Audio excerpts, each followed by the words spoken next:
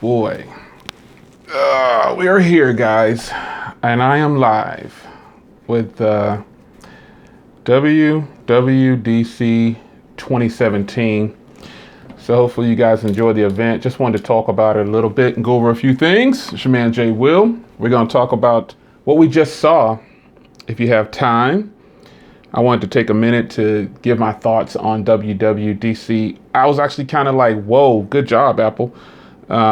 Really was. There were some things that they pointed out that I really liked. And I'm going to go over them in here.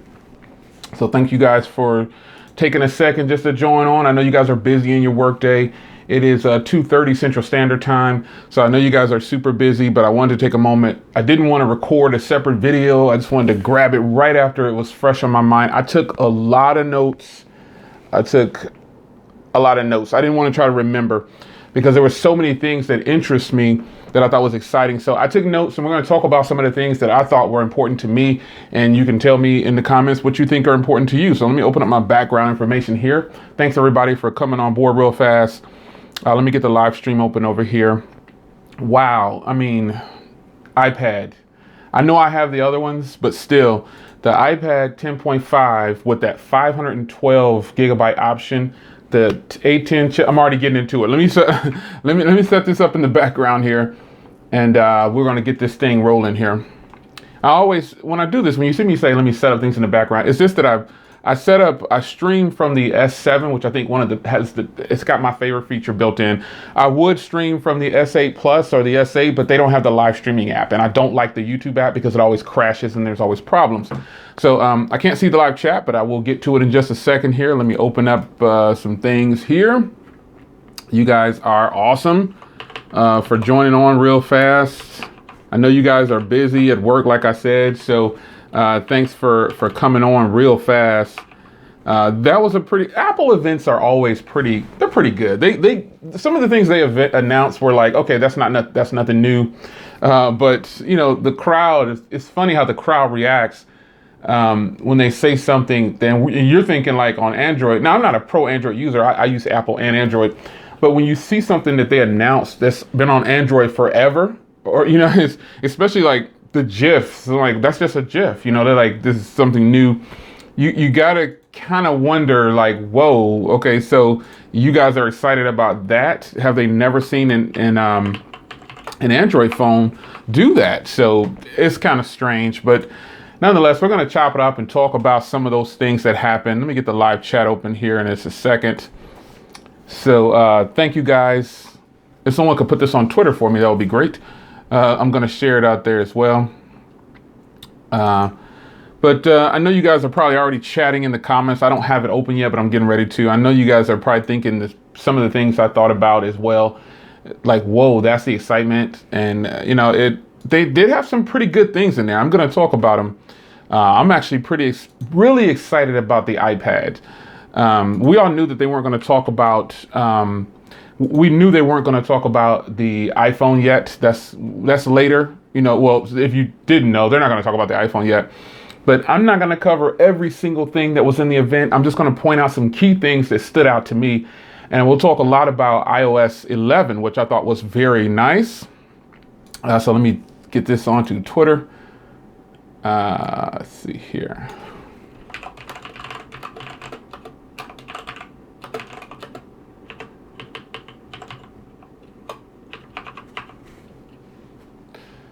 You guys are awesome. Awesome sauce. Many people say that, awesome sauce.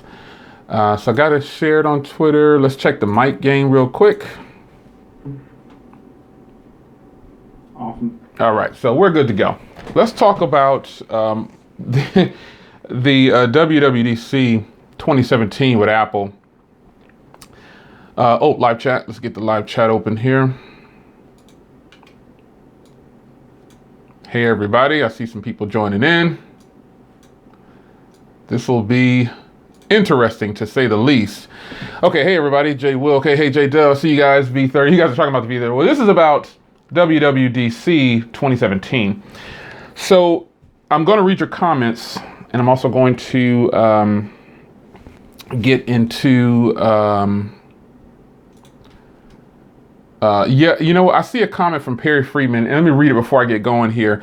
He said, Apple messed people over with the first iPad Pro 12.9. I don't disagree. I don't know that they did kind of mess people over because they brought out another memory model afterwards, and I bought the first model. We all bought the first model, the big one. I quickly got rid of the big one, so I didn't lose too much money or anything, but I do see exactly what you're saying. I'm going to get to you guys' comments. I just need to get this thing fired up here. I got like 3 computers going. Let's get this shared out here. Perry makes a good point, and I don't disagree, you know, because it's kind of like, wow, you know, they kind of rushed. All companies make mistakes, you know, and to me that was a mistake that they did with the 12.9. Every device or every company has that device that they bring out and they think it's going to be great, and then after it hits the market, they realize, oops, we went too far. So let me get the live chat open over here so I don't have to keep looking back there. Got everything set up. Okay, good point though, Perry. I think most people probably could agree with Perry on that one. That might gain real quick. It's gonna come on here. I think most people. There we go. All right, so I was going to get to that, but Perry's right. You know, he makes a very compelling point that Apple did kind of mess people over with the iPad 12.9. And again, I guess it boils down to we didn't have to buy it. Some of us bought it. Some people still have it. I know Eric still has his. I got rid of mine quickly once I realized my MacBook Pro it cost more. It cost just about the same as my MacBook Pro, which was just not a smart move on my part. And I quickly realized that, you know, I came back, I did the video, and I realized, you know, this isn't really a good purchase. So after my review, after I had it for a bit, I said, I better get rid of this thing so I don't lose too much money. But let's kick this thing off here. So I'm gonna discuss some of the things that I thought were really important and I thought were very good to me. So I'll start with the iPad Pro. Now I was going to save that one it wasn't at the top of my list. I had it actually way down at the bottom. But let me scroll down and get to the iPad Pro. Now there is a lot of key points about the iPad Pro that my iPad Pro is downstairs, my 9.7, because I use it and I take it everywhere. But the new iPad, you've seen the leaks, you've heard everything about it. It is the iPad Pro 10.5. Now, we know that they're going to do this. We know that they're going to keep the pricing the same and give you more. This is something good that Apple does, but first adopters never get the best deal in some cases. In some cases, you just don't get a good deal. But let's be positive about this thing because the iPad Pro 10.5 is actually really sweet. The screen size is actually one that you can fit a full-size keyboard on the screen. So they must have done their homework and figured, okay, a 10.5-inch screen, we can fit a full-size keyboard. And they do have a full-size keyboard that the on-screen keyboard is now a full-size keyboard. And huge plus. That's just 2 thumbs up from Jay Will. And also, they made it 50% brighter on the screen. So it's a brighter, more vibrant screen. And I already feel like my 9.7 has a fantastic display. Now, the 9.7, I'm gonna be honest, I didn't check the nits and all. I'm not really into that. I took these notes though because some people like to hear those things. As long as it has a beautiful display, that's really all I care about. And this one is 600 nits, so it's supposed to be really bright and it's supposed to be very punchy. And now it also offers HDR video. That's another place where the industry is going, and you know it's not really in talks right now, but you know I gotta grab it. This phone right here, the G6, the screen is certified HDR. So now you've got the iPad Pro 10.5. They didn't say anything about it being certified or anything like that, but it does do HDR video, which is going to be really, really good. Another thing they mentioned about the iPad Pro 10.5 is the refresh rate. Now they're naming it ProMotion, which I think is a nice little touch to it. However, the refresh rate now is 120 hertz for the refresh rate. So if you think your current device at 60 hertz is really fast and smooth and buttery smooth and just like water, the 120 hertz refresh rate is going to be really nice. Just think of your 4K TV that has 120 hertz refresh rate. Most TVs actually have 60 hertz, and they have an enhanced software to make it look like it's 120 hertz. And I'm pretty sure this is what Apple is doing too. But nonetheless, the 120 hertz, when it kicks in, it's actually beautiful. And obviously I have TVs at 120 hertz, but 120 hertz refresh rate on a small tablet like that has got to be just fantastic. It's probably going to be really, really good. Like really good. Now, currently, my current iPad, my 9.7 256 gig Pro model, has the A9X chip. So what they did was they put the A10 Fusion chip in this new iPad. And, you know, it's going to be fast. And there's just no other way to put it. The current iPad Pro 9.7 is really fast. Let me jump over to the comments real quick just to see what you guys are talking about.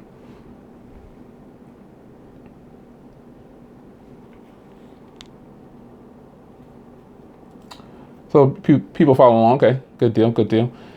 Now let me jump back over here to my notes here. So putting the A10 Fusion chip in there, this iPad Pro, oh man. I mean, 120 hertz refresh rate, and A10 chip, HDR video, full-size keyboard on board when you're using the on-screen keyboard. And then also the new attachments are a full-size keyboard, no longer the small, it's the full-size keyboard. So another thing is it's got that same 12-core GPU. So this is going to be something that performance-wise, I don't know that I'll see that. Now, on paper, it's supposed to be a better performer than my current iPad, the 9.7 Pro. But in reality, I don't know where I'm going to see that, because for a couple things, I'm a gamer, but I'm such a low-end gamer. I don't know. I game, but not like heavy intensive games, and I could, because I do have the hardware to do it, but I just really don't do it too much. I'm not into games, but I don't know where I'm going to see this at. Now, I know I probably will be able to notice the ProMotion 120 hertz refresh rate when I compare the two. That is what I'm looking forward to. I want to see how bright that screen gets. But as far as the GPU, the 12, I don't know that I'll see much difference. I know the A10 Fusion chip is also a little better than the A9X as far as they say on paper. But you got to get some of these things in hand, and you have to experience them firsthand. And having the older model already, well, I shouldn't even be calling it an older model, unfortunately, but it is, still a powerhouse. I'm curious to see how that's going to match up against this newer 10.5 iPad Pro. Now, one thing that they did mention that really surprised me, they took pretty much the iPhone 7's information and put it inside of the iPhone the iPad Pro 10.5, meaning they took the cameras, this is what they said. They took the 12 megapixel on the back, 1.7 aperture, 1.8 aperture, and put it on the back of this iPad Pro 10.5. That's going to be interesting. They also took the same camera on the front. They took the cameras out of the iPhone 7 Plus or whatever, and put it in the Pro 10.5 iPad. That's going to be one of the best iPad cameras, because I already feel like the cameras on my current iPad, they have the cameras from the iPhone 6. So, you know, it's just kind of, I guess they're going to keep this ball rolling. They have the cameras from the iPhone 6S, I believe. So why not keep it going? One thing they mentioned about the iPad that I hope you guys caught it as well, fast charging. They have fast charging now. So they said that it's going to charge in half the time, because my iPad Pro right now currently, it's not that it charges slow, you know, it's just that it's not the fastest charging device I have.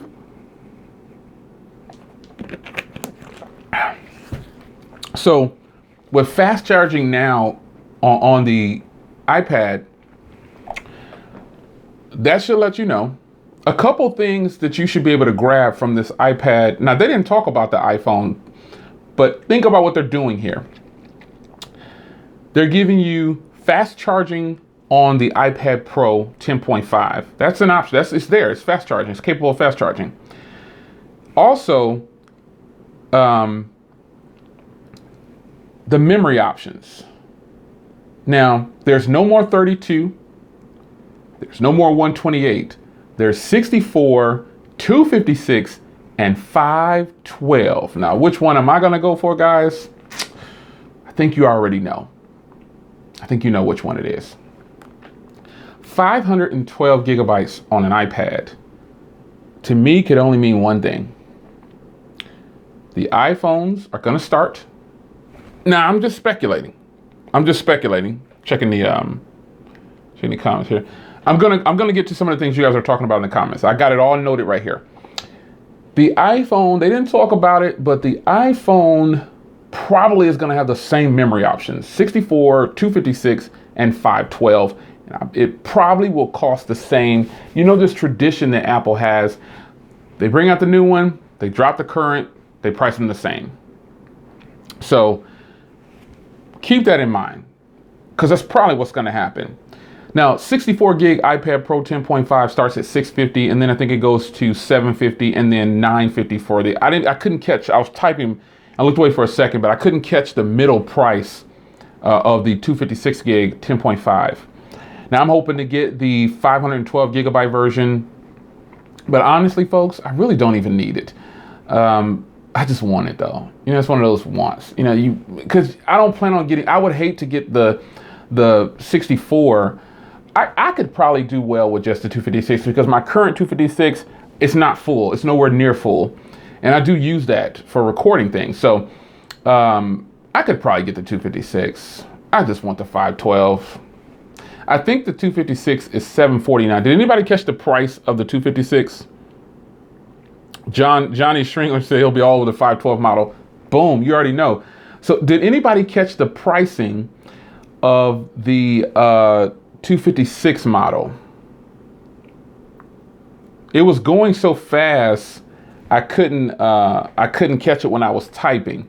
So I didn't catch it, and I didn't rewind it back. I was just kind of watching on one laptop, on my MacBook Pro, and I was editing something on the computer over and just going back and forth. But in the comments, if you remember the price of the 256 gig, let me know. I think it was $750. I think it was $750. So let's jump back to more things. So I wasn't going to start with the hardware. I was going to start with software. But while we're on hardware, let's go ahead and move to the new, the upgrades to the MacBook Pro and the MacBooks. That's where I feel kind of cheated, because they upgraded the internals of they refreshed the MacBooks already. And I have the latest MacBook Pro right here, and they already refreshed the internals and gave a higher option. So, you know, it's nothing you can do. You know, only way I would get rid of this is sell it and then go back and get the other one. That's the only way I would get rid of this thing, is to sell it and then go back and get the other one. But I bought like a 5-year warranty on here or something like that. I think it's 3 or 5 years I bought on here. So, because I don't have any intentions on getting rid of it. Now, the other one, the 2015 that we have, that one I didn't get any kind of extended warranty on it. So, but I did buy an extended warranty with this. And I guess if I were to sell this, I would just sell off the warranty. I don't know how that works, but if I do sell this, I'm getting the newer one. But here's something that I thought about. You guys know that, well, if you know me, if you've been following me, you know that I wanted the iMac, the 27-inch 5K iMac. For those that know, okay, so $750. Appreciate it, Han Solo. Thank you for checking that out for me. So $750. So I feel kind of cheated right there, because I have the LTE model, so I don't feel too cheated. And I have unlimited, I have data on mine. So those are probably the Wi-Fi models. And I think I paid $950 for the LTE model when I bought it full cost. You know, I guess the LTE models, we can probably add $200 or so, 150, right? To those prices that they said, add about 150 to 200, 250, something like that. So I don't feel cheated, I guess, because I'm getting the most out of my iPad. That iPad has probably paid for itself already one time over. But my current MacBook Pro, I have the latest MacBook Pro, and I guess I don't feel cheated. I just hate that they refreshed it so quickly and gave it new internals and gave more options. But as I was saying, the iMacs, for those that know me, I really wanted to get the iMac, the 27-inch 5K. And obviously I had the money to get that. And I could have gotten it for $1,500, but I went with the MacBook Pro because I already have a really nice PC and I just didn't want to upgrade my PC. I just don't want this to sit as such a good machine. Like, I didn't want to buy something that I didn't need. And I sold one of my 2015, sold one, got the MacBook Pro, the latest one. So didn't feel the need to buy another desktop style when I already had a desktop style. And then I was replacing a laptop. So sold one, brought one in. Okay, so real quick, Han Solo is giving some insight on the 64 gig LTE model is $780. Apple Store is live with new. Okay, so let me go over there real quick. Thank you, Han Solo. I'm going to go over here real quick because I was on Apple's website earlier trying to purchase it was down though. It was down. So I'm going to go ahead and go live right now and go to the iPad. They updated the website. That's one thing I like about Apple, man. You know, I'm not going to front. And it's not about Apple versus any other company. I just like how they do business with certain things. They announce it and then they start selling it, or they announce it and they tell you, hey, listen, it'll be out on this date at this time, and it's actually there. Period. So he's right. Han Solo's right. So the iPad Pros are available. So when I select 10.5, let's see if it'll let me do it. Okay, so 10.5, space gray, 512, cellular. Okay, boom. Okay, so the cellular model is only $100 more. So this is what I paid for my current iPad. So the iPad Pro 10.5 is LTE model is $1,079. And now you see why earlier Perry Freeman said they kind of messed everybody over with the 12.9. And you know, it's just kind of one of those things that early adapters don't get much love. And I understand Perry's. If you didn't know, Perry Freeman earlier when the stream first started, he said, you know, Apple kind of messed us over with the 12.9. And he probably was one of the people that jumped out there like I did and got the 12.9. As a matter of fact, two of them. And we still have a gold one. I think Nathan still has his gold one, but it's just not something that, you know, and if you order now, if I order now the LTE model, it delivers by June 13th. So I can have that next week. But shout out to Han Solo, man, for bringing that up. But anyway, back to the iMac. The iMac got a huge refresh, which is what it totally needed.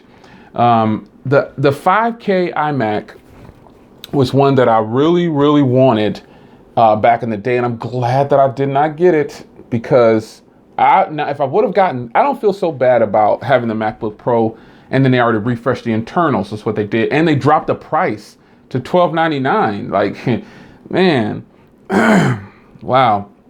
They dropped the price to $12.99, and they refreshed the internals, and everything else is kind of still the same. But the iMac, oh man, what does that thing have? 18 cores.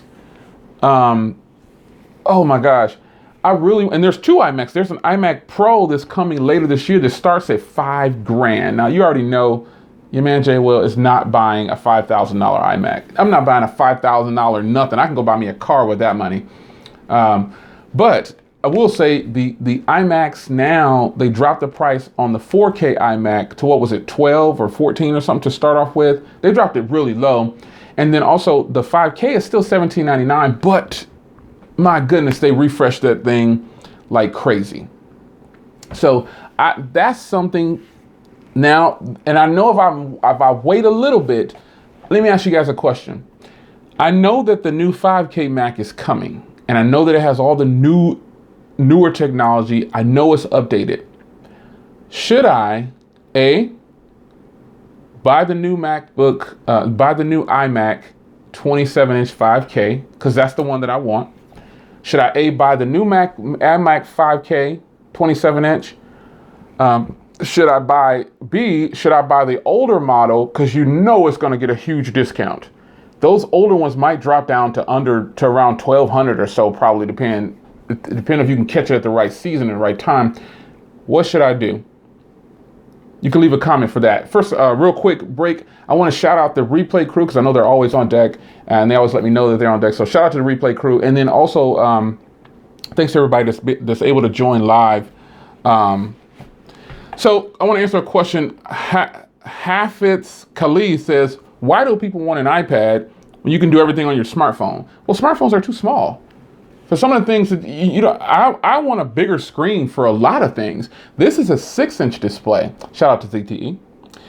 Real quick, also, I'm giving away one of these, so be sure to head over to my channel if you haven't already seen it and enter that giveaway. I'm giving away a brand new, sealed in the blocks, Blade X Max. This is mine. This is yours. So if you haven't entered this contest yet, be sure to check the review out and find that video on my channel. Now, as far as your question about why do people want an iPad, iPads are convenient. Here's a couple of reasons why I like an iPad over a smartphone for certain things. Now, if you don't know, iPad is my go-to tablet, and I have Android tablets, several Windows computer type tablets, 2-in-1, but an iPad is not a computer replacement. I primarily use my iPad for media consumption. It has quad speakers, it's very powerful, and the battery life is insane. I do not charge that thing, but maybe once a week, maybe. Sometimes even longer, depending on my usage. So that's why I like it. The battery life is better than a smartphone. It's bigger than a smartphone, but it's still pretty compact. I mean, I have the 9.7 right now, and I'm gonna get the 10.5. But I personally like having that bigger real estate for certain things. I mean, I wear glasses. Where are they? I wear glasses, so sometimes I don't want to put on my glasses when reading an article. So if I zoom on an article with my smartphone, I lose the conversation. Like I have to zoom more, and I have to pan around more. If I don't have to zoom on an iPad in most cases, and then other cases even if I do zoom, I still have a lot of real estate left. Battery life, real estate for me, that's a must. And they're more powerful than most smartphones when you think about it. iPads are very powerful. I'm gonna read some of you guys' comments. Let me pull it up on here so I don't have to keep turning over there. Let's see here, I want to catch some of these. So you guys are answering me about which should I buy.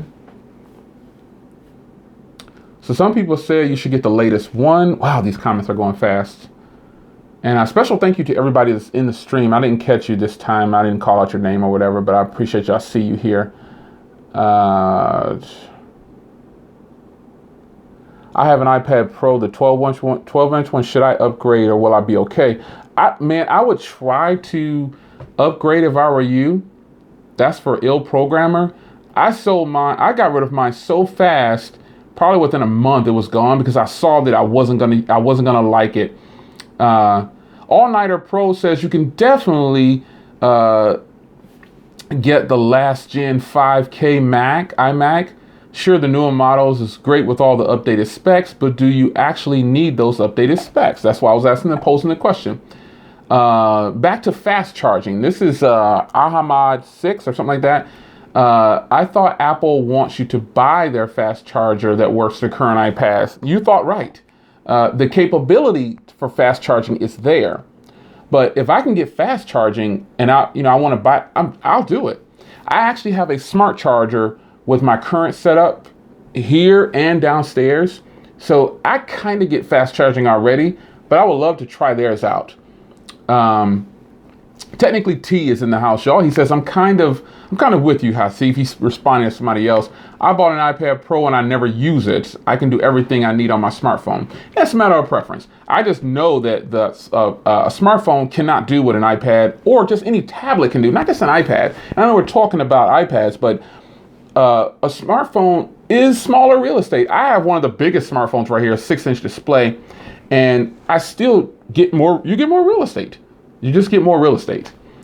iPad is much easier to watch videos on than a smartphone. Jaime F, you're absolutely right. Yeah, certain things, are just better on more real estate. Now, Technical T says he casts things to his TV, so I cast also, but there's going to be times where you just can't cast. You can't stream upon. You can't put it everywhere. So G74, I see you. GESE74, I see you here. Han Solo said he's going to list his iPad Pro 12.9 on Swappa today. You know, that's going to be a tough sell. Mikey114, I see you. What's going on? That's going to be a tough sell because everybody knows the pricing of the current iPads. And I hope you do sell. I pray that you sell it and get all the money you want.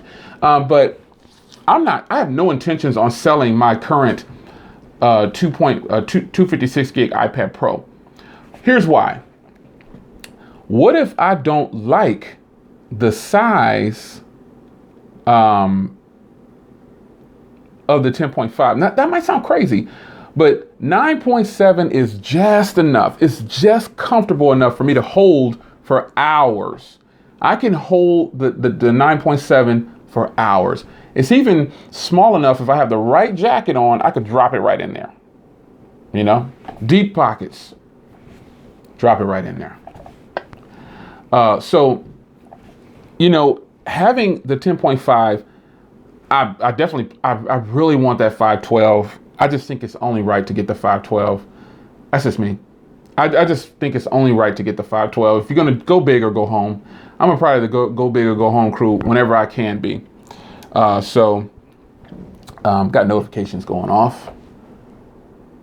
Yes, I read my Bible this morning. All Nighter Pro says, very true. This is his response. He says, tablets have larger displays, which can be much better for multitasking. However, iPads will not replace an actual computer. And I said this earlier, when I bought my iPad Pro 12.9, I realized, you know, this cannot replace it. The video's on my channel right now. That video review is still up for the 12.9. I realized I could not replace my computer, which is why I have the latest MacBook. I keep the latest MacBook on deck. So I just don't see a tablet like the iPad replacing a computer. However, I do have full-blown computers, 2-in-1s. So I've got I've got a couple of them. And so if I am on the go, I can actually take a full-blown computer. Now, I won't get the battery life that I can get on an iPad, even though the iPad's more powerful. I won't get the iPad on those Windows 2-in-1s that I have. The battery life, I just won't get it. So there's a need for everything. I'm looking at some of these questions here. Johnny says, hit that 512 all the way. I know, man. I know.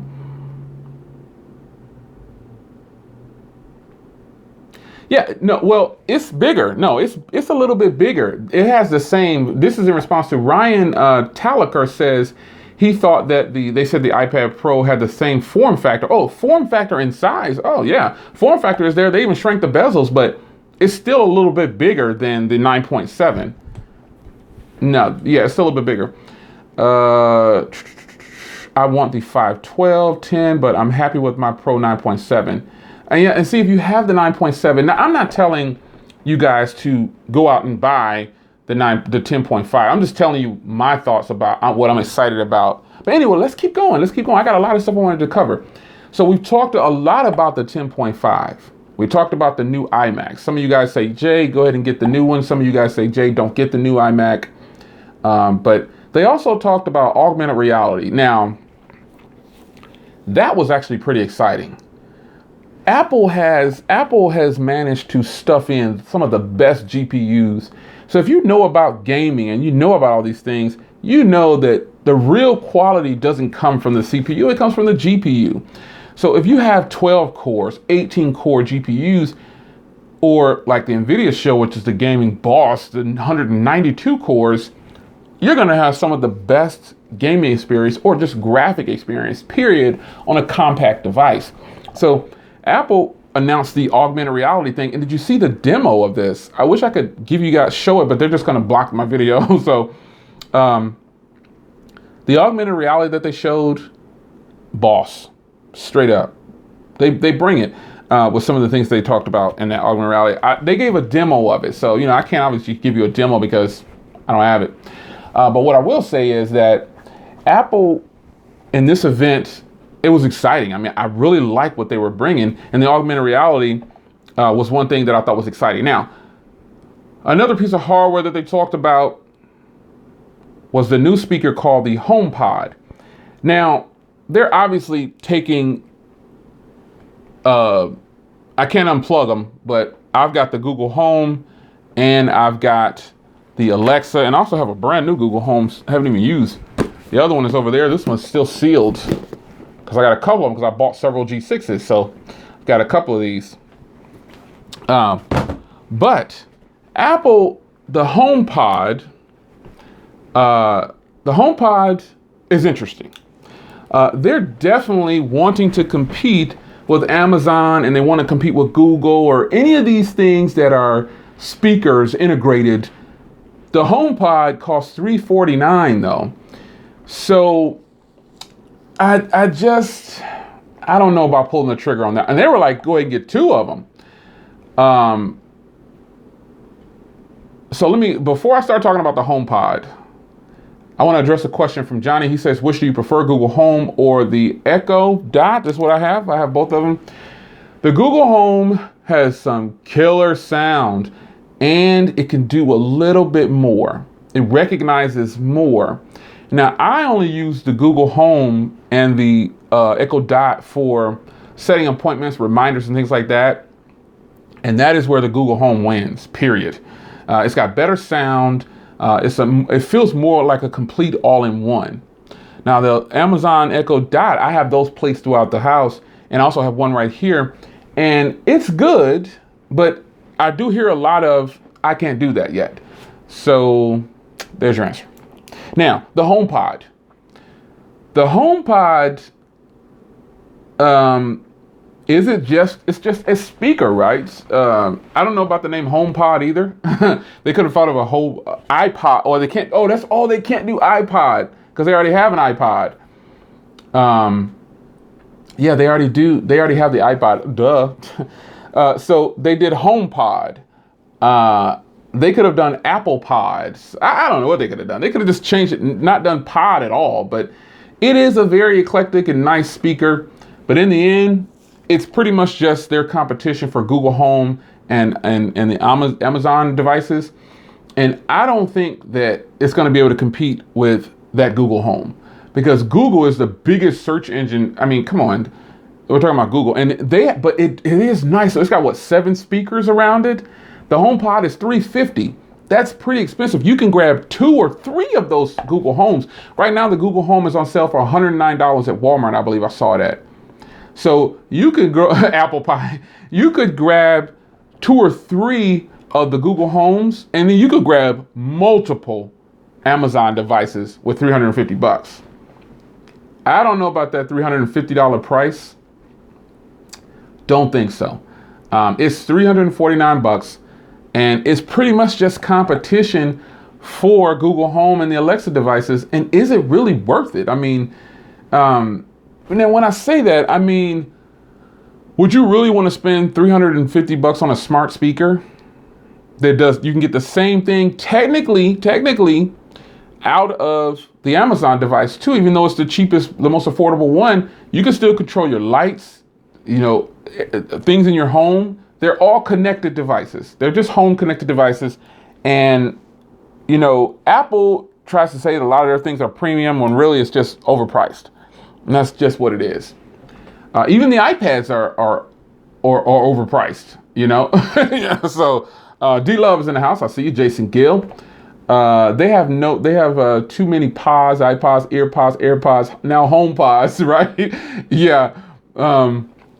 Maybe the sound quality is worth it, Albert says. He might be right. But with that being said, I can grab another connected device and buy me an even better sounding speaker and connect it to my device. Who knows? But what I will say is that the HomePod probably sounds really good. So, DeMario says the difference in the HomePod, its entertainment system that's connected to Wi-Fi. There's no difference. All of these devices are connected to Wi-Fi.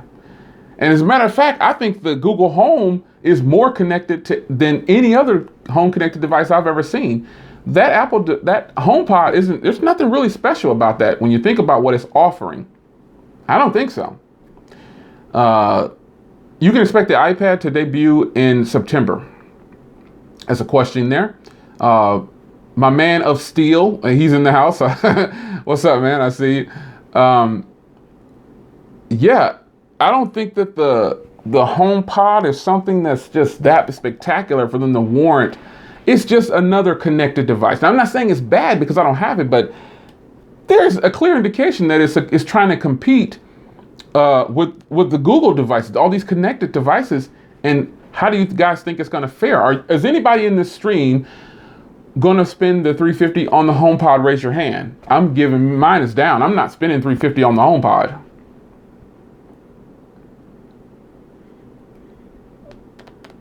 Brad says that the HomePod will not be able to touch the Google on the data availability. He's absolutely right. Han Solo says max price should be $199. I agree with that. Now, if it was $199, I might pull that trigger.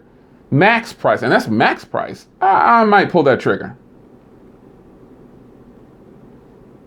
Yeah, and for the replay crew that's watching this, pretty much everybody in this live stream says, I'm not buying that. No way. And I don't disagree with them. Now, I'm not knocking it before it comes out. I just don't think the price of a connected device like that is just going to... It probably does sound better than the Google Home. Let's give it that. It has 7 speakers and then one going up the middle or something like that. Microphones are... You know, I just don't think that it's going to be worth... You could buy 2 or 3 Google Homes and you could buy like 6 or 7 Echoes, man. I mean, Echo Dots. I mean, come on. You do the math, you know? And Jason Gill says, if you're already in the Apple ecosystem, you'll already buy it. I don't think so, because I'm in the Apple ecosystem. I buy a lot of stuff from iTunes. I bought movies. I got a lot of stuff.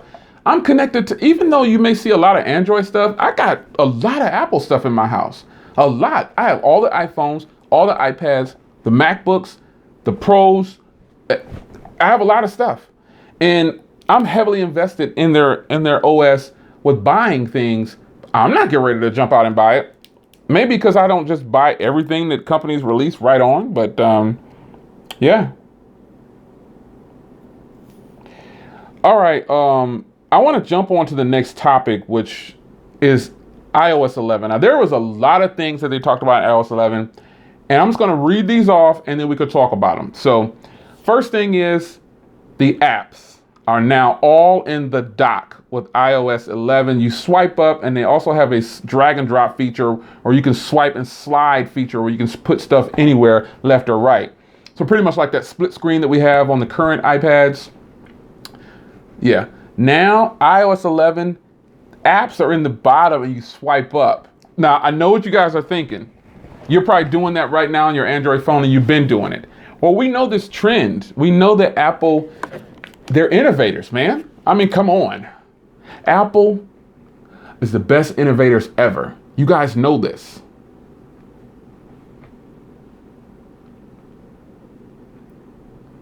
I mean, right? They innovated that. Swipe up from the bottom.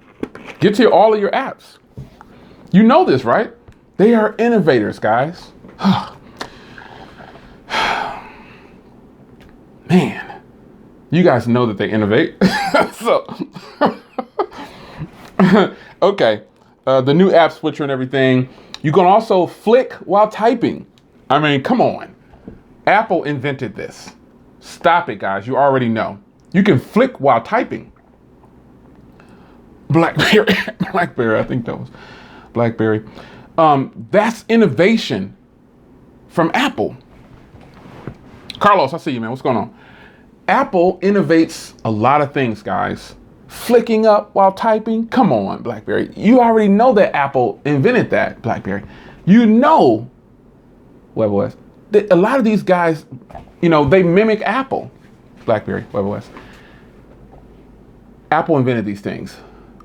So we can't take anybody else serious that's swiping up their app trays, Android. You just can't take them serious because Apple has innovated everything, Google. So the next thing is drag and drop anywhere on the iPad. And this is only available on the iPad according to Apple. Drag and drop Windows. Everybody knows that Apple can innovate Windows. So drag and drop. App tray swipes are from the bottom. Flick to type. Google, Windows, WebOS, BlackBerry. We all know that Apple is doing a fantastic job at innovating these things. So we're going to pause for a second and just accept the innovation that Apple has done.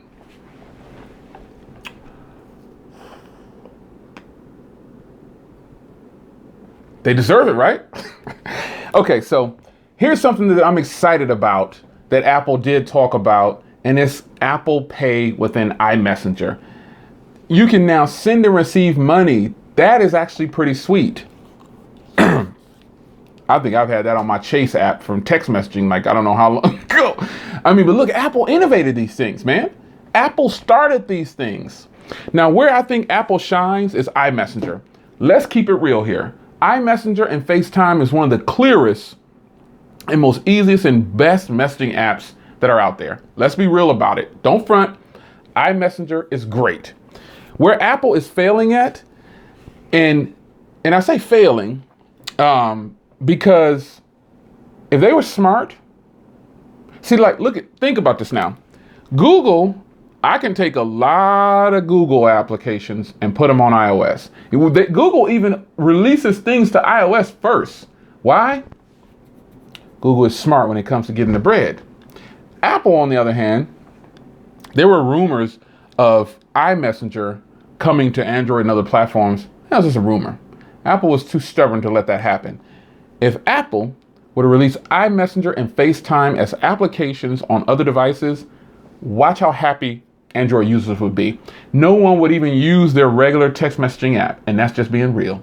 I will be the first one to tell you I'm using my iMessenger, period, going forward. iMessenger is great. FaceTime, great. Drawbacks, of course, but iMessenger is way better than any of the messaging apps I've ever used. I think it's just way better. I mean, if you say otherwise, you probably haven't used iMessenger, but I use iMessenger. I mean, here's an example.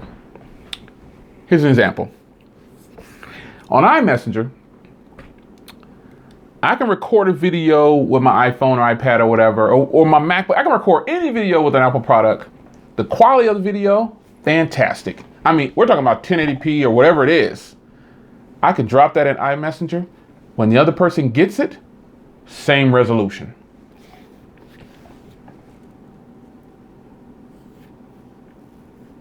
Right?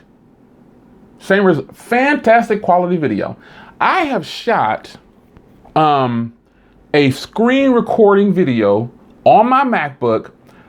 I mean, you know how big those files are. If you use QuickTime, the files are huge when you do a screen recording with video and audio. I've done a video recording, screen recording, dropped it in iMessenger to give to someone to show them how to do something, and it comes across on their side, boom, opens right up, full resolution, done. Perfect quality. With Android, when I shoot a video, even on Hangouts and things in other applications. And while I'm looking at it, Jason Gill says Google doesn't want to know what they want to do. They've got Duo, Allo, Hangouts. Absolutely right.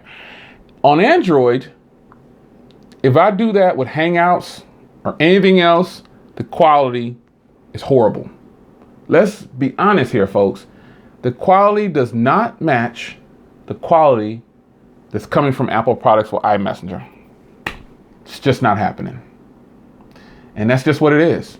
Apple will probably never release iMessenger or FaceTime to other platforms like Android. They should do that though, because they could probably even sell it for $1, $2, $4. I can guarantee you that people will buy it. In Hangouts, when I send a video, it takes forever to load and send. It's got to compress it. Then it asks me, do I want to shrink it down? I can send a 15-minute video. And one time, my nephew, this is going to sound crazy, but I sent him a full CD through iMessenger. Like I said CD, but I sent him like 15, 20 songs through iMessenger from my iPhone at the time. Dropped each file in there, boom, sent it out to him, done. Jason Gill says, Hangouts, I can't even send a video over 3 minutes. You know, with Apple, though, you can. I've sent multiple links, just all different things through iMessenger. Works every time. iMessenger just got even better with sending money. Now, granted, I've been doing that on other platforms for a while. And I can even do that with, like I said, my Chase Mobile. I can text someone $50 and they get it. Just open the text, click the link, boom, they got it, it's theirs. But Apple slowly does this to us, you know. Pull a little bit of the Apple peel back. We'll show you a little more. So having Apple Pay within iMessenger, I think is really nice. Something that they also changed was the control panel. Now, the control panel now is kind of like this interactive part of the phone. So open up your control panel now on your iOS device, and it looks pretty bland, and there's more than one panel. You forget that panel is over there to the right for the music. You know what I'm saying. Now they've compressed that and put it all into one panel. And not only that, it's an interactive panel now where you can use the 3D touch. The volume controls and brightness, you can actually control them a little different. It's little sliders. They're talking about that Johnny says it's hideous. It may be hideous in your opinion, but it's actually way more functional than the current panel. My watch is telling me to get busy. I'm doing a live stream. Okay, I've been sitting here for 52 minutes, so I'm doing a live stream. It may not be the best looking control panel, but you can't tell me it's not functional. It's functional compared to the current version of the control panel. You know that it is, Johnny. Something I talked about earlier, you could, with live photos. Did you see the crowd? If you didn't see the event, everybody started cheering when he would. Now, everybody started cheering when he started making GIFs, pretty much is all he was doing with the live photos. He was just taking parts of the live photos, cutting a little section out, making a little GIF. He was like, and we can make this loop and we can just make it do it over and over. What if it bounces? I was just sitting here watching like, okay, so, and listen to the people, woo, they just cheering. I'm like, wow, because he all excited about him making a GIF. I can make a GIF right now. I can make a GIF with my S8 Plus like right now. That's such an old thing to do. You can make GIFs with applications. You know, they got it on the iOS 11 now. Okay, props. But that's not nothing. I mean, that's not nothing new. But we got to give props for Apple's innovation, guys. They are innovators, and they are starting everything first. Building that option right into the software. I think that's on Samsung phones a long time now. So being able to make a GIF or GIF or whatever it's called, you can now do that with live photos. I do think that's sweet though. Don't get me wrong. I think that's actually pretty nice. Another thing is they have long exposure on photos. This is just an option. So, you know, you do the streak of light or whatever. You can now basically pretty much do a long exposure right from photos. So that's going to be pretty nice. Something else that they updated was Maps in iOS 11. Now Maps they'll block notifications. They're going to turn your screen completely black and you don't have access to anything while you're driving. So this is actually really good. I'm all for them doing this. You can obviously still get it. If you let the phone know, there's options to say, hey, I'm not driving. I'm in the back seat or I'm in the passenger seat. And it'll let you get in. But it's going to block notifications. It literally turns the screen black, just flat black. And I think that's a positive thing because texting and driving is wrong. Any kind of distraction, using your cell phone while you're driving, period, is wrong. You should have a Bluetooth headphone on if you're going to make phone calls or have a wired headset. You should not be holding your phone while you're talking or while you're driving. You should be focusing more on the road. The chances of you having an accident now while you're holding your cell phone is 1 in 2. 1 in 2. You ponder that for a minute. Now, Apple didn't invent anything. They're just reinforcing, because there's driving modes on several other devices that are actually pretty useful. It's not just a black screen. There's plenty, your music, your GPS. There's a ton of other ways that you can not be distracted from driving. But I will give Apple credit for doing something to help with the movement to stop people dying while texting and driving or talking on the phone and driving. You got to be more aware of your surroundings when you're driving. You don't just have to look out for yourself. You have to look out for everybody else on the road. And if you're distracted by your cell phone, and that's a big thing right now. It's unfortunate that they have to put labels inside of cell phones saying don't text and drive. And no longer are there the days of just young people dying from car crashes. It's actually, studies show that people closer to my age will read a text message first. I don't know who did these studies, but that was in 2015, I believe it was, where they found that people that are between the ages of 45 and 55 are doing more, and it might just be business for them, but they're picking up that phone and they're trying to get that message read or they're trying to respond to that message. So kudos for Apple for adding on to what we already had in place, another option. And again, I can't stress it enough, the chances of you getting in an accident while touching your phone are 1 in 2, folks. That means you have no room for error. 1 in 2. That means it's either you or the other person. So you don't have to be the person to be on your phone. You could get hit by somebody else that's texting, or trying to reach over and grab that phone because it fell. Haven't you done that before? Your phone slides off something in your car and drops on the floorboard of your passenger seat and you reach over and get it. Think about how many times you've done that. You could have killed you. You could have killed me. You could have killed somebody else. Think about that. That's why we have car phone holders. Put that thing somewhere, let it sit there. Don't touch it while you're driving because in most cases, that text message will be there when you get to your next destination. Granted, you make it there safely and avoid other drivers who are texting and driving or trying to make phone calls while driving. Get a Bluetooth. Bluetooth in your car. We all pretty much have that at some point or another because you can find a Bluetooth dongle that goes in cars who don't have Bluetooth for under $20. So think about the severity of this. Yeah, Apple, the way that Apple chose to do it was just turning the screen black. I don't so much agree with that because you said once it does that and it realizes that you're not driving, you're gonna have to navigate to get back into the phone. But it's an option though. It's something that they're trying to think of to add to a big problem, which is texting and driving. And it's not just young people's fault anymore. It's and I don't want to say fault, but it's not just young people causing the problem. It's all ages. Probably not the 90-year-old or 70 and above, but still, texting is a popular thing now.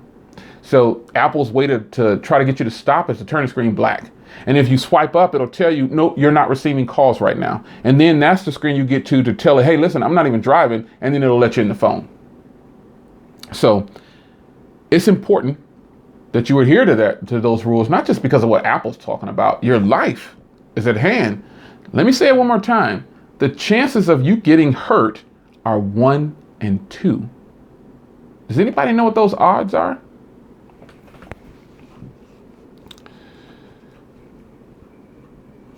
You know what those odds are? You don't have a chance to survive. They have another application called Files. So Files is just what it is. Files. You get like this recent view, and then you get like this kind of this special view to where it's got like all your things arranged. Needless to say, it's actually pretty cool. And they demoed it, and I was pretty impressed with it. It wasn't something that, I was just gonna jump up and down about, but it's something that's there, and they threw it out there. And again, I know you're thinking, Jay, that's been out for, Android, a long time ago. And you're right. There are a lot of things that are out on other platforms, but Apple does better than some. No platform is perfect. No platform is perfect. No platform can have everything rolled into one. Let's just be realistic here. And it does appear that Apple is always kind of late to the game, but you know what? At least they're doing it. I don't agree with any of these OEMs pricings. Grab my $25 fidget spinner here. Boy, I just wanted what I thought would be a good one. Yes, the gears. But I just feel like Apple does things in a way, and I hate to keep stressing what Perry said about the iPhone. I took a lot of notes, but let's just talk. Apple's event today at WWDC, impressive. I'll give them props, and it probably sounds like I hate some of these companies. Hate is such a strong word, but I don't. I'm just a realist, because when you're spending your own money on stuff and you're not getting everything for free, you have a different view of these products, and even if you're not a tech reviewer, there's a lot of you guys there. You guys aren't tech reviewers, but you're still buying everything I'm buying. I know people that buy everything I buy and more, and they're not tech reviewers. And so they're spending their hard-earned money too, So Apple's approach to some things it seems like it's just about pricing with them. Now, yeah, I have this expensive MacBook Pro right here. Yeah, I bought the latest MacBook Pro. It's expensive, but this will pay for itself over time, because I use this because it's an editing boss. And I bought like 5 laptops before buying. I sold my original one, my 15, and I bought I even made a video saying, why I'm not buying a Mac. I didn't last very long. And I came back and manned up and said, you know what? I can't do it. I need a MacBook Pro for editing my videos. It's just faster, powerhouse machines. And that's why I buy them. I don't care when people say, Macs suck. Man, nobody care about that. This is my money, and I know what I'm doing over here, and I know what I need to get done, and I don't have a long time to edit a 4K video or a 1080p video, 60 frames per second. This machine can knock that out. And that's just what it is for me. But I think Apple's approach to doing certain things is, it's kind of, they're pricey, period. They're pricey, and there's no getting around it. But what you do get some quality, and I get quality with a lot of things that are not expensive. LG G6, top quality. I got my money back pretty much. I feel like I'm getting my money's worth with this S7. Some of you guys are still using an S7, and you paid what I paid, $600, what was it, $680 when it first came out, something like that. Something like that. Get your money's. You know whether or not you're getting your money's worth. You know when you're getting your money's, because that's up to you. Well, my MacBook, hey, there's people that say I'm never. Shout out to LaShawn, man. He's straight up Nexus all the way down. He's straight gangsta Nexus. That's just what it is. I'm Nexus too, but I'm also BlackBerry, Windows. I like it that way. I like being able to spread that amongst the board. But I will say that Apple has some pretty good quality stuff. It's just very, very expensive, and it's hard to buy into them. Somebody made a comment earlier about, people being bought into their ecosystem.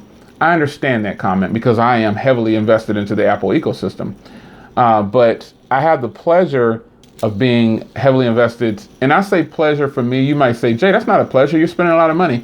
Well, again, it goes back to what I feel like I'm getting worth for the value. Worth and all that stuff is from the individual user. And my MacBook Pro, I can't go without it for editing. I can do certain things on my Windows PC, but if I need things done fast, the read and write speeds on that GPU, or excuse me, that memory, the read and write on that computer is fast. Much faster than any PC I've ever used. Now, there are PCs out there that are faster than MacBooks and do just as good as MacBooks, but I'm ready to take it to the next level. My PC game, my computer game, we talked about it earlier, I want the 5K iMac. I just don't know if I should get the older gen, like the current gen, or the new, well, there's a current gen, it's the new ones, but so the one that came out, what, 3-4 years ago it came out? That 5K Mac, a year ago, 2 years ago? Apple will make a fidget spinner called iSpin. I like my fidget spinner. Yeah, it's very expensive. It's cost $25, but I wanted one that was eclectic and different. See, I have gears. This is Apple's fidget spinner. You know what? Let's just have some fun. let's have some fun here. So, how much do you guys think Apple would sell their fidget spinner for if they were selling the same fidget spinner? Now, this fidget spinner is metal. It's got metal gears. You can see it's 9 of them. How much do you think Apple, if this was called the iSpinner, how much do you think Apple would sell this for? Replay crew, leave your comment. Shout out to the live crew, leave your comment.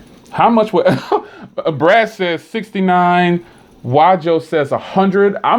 You guys are right on. I'm looking for some more prices.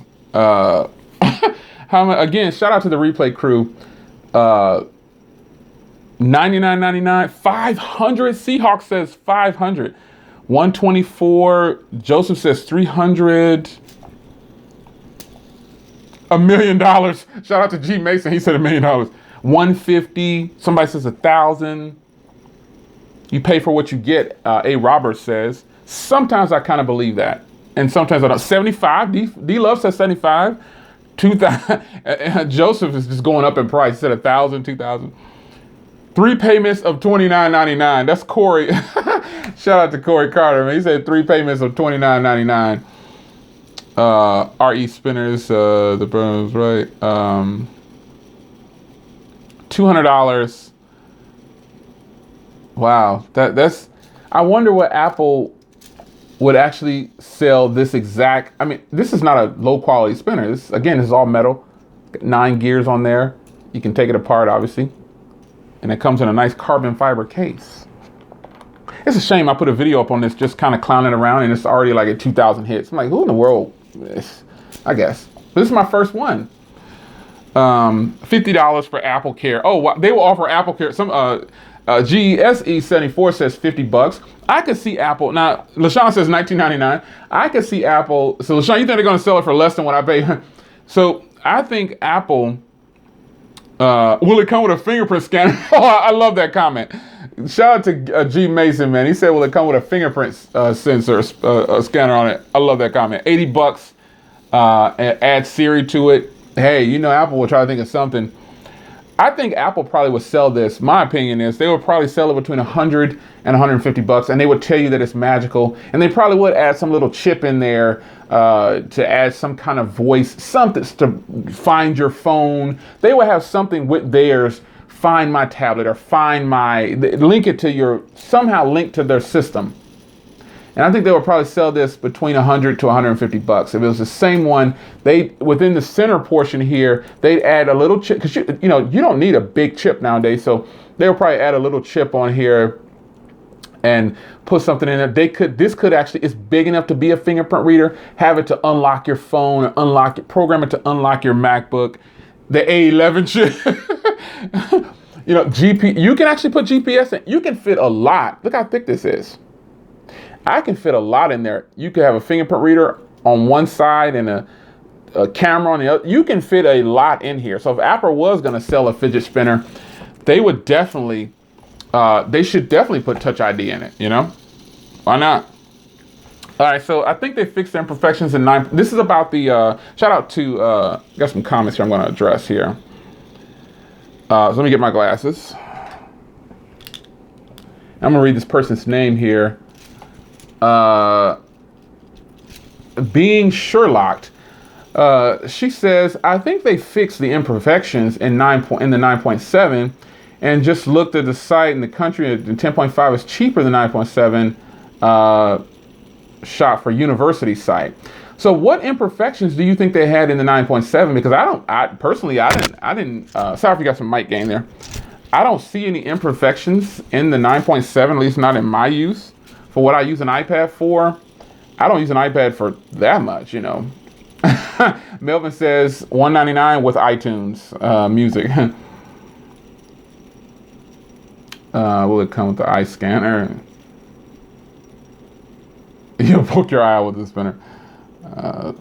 But you know, I'm kind of think of you know, what imperfections you feel they had with the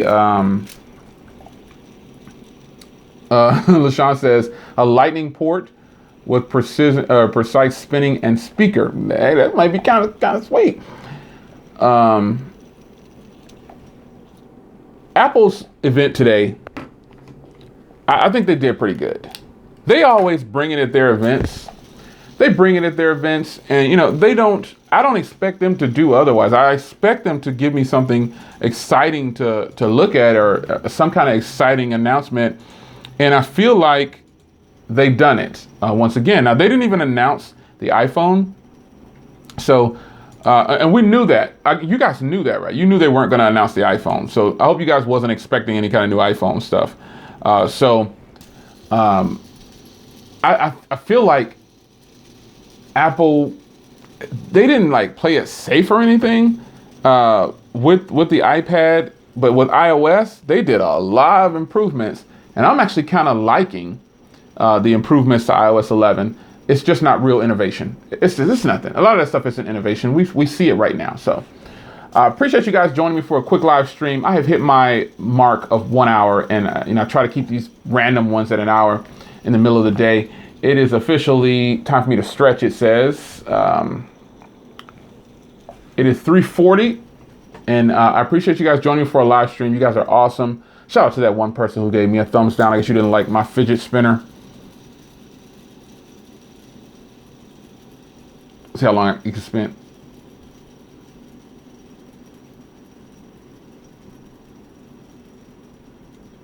Will it stop?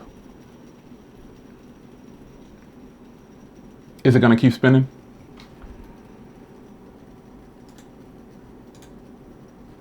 Is it going to stop?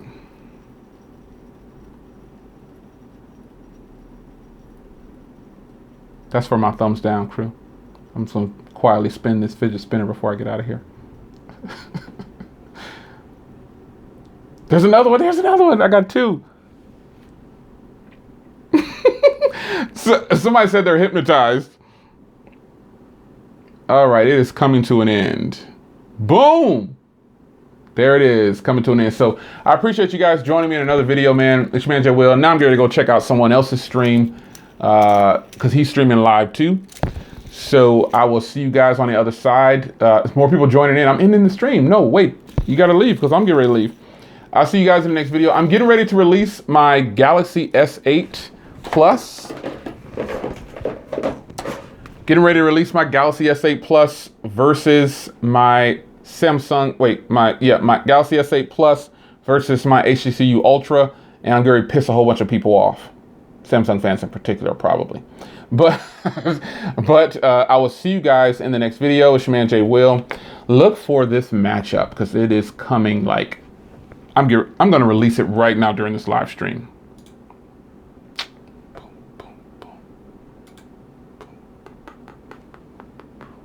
I'm releasing it right now, so before you do anything else, after this video, go check out this video. It's coming. So I will see you guys in the next video. It's your man, Jay Will. Deuces.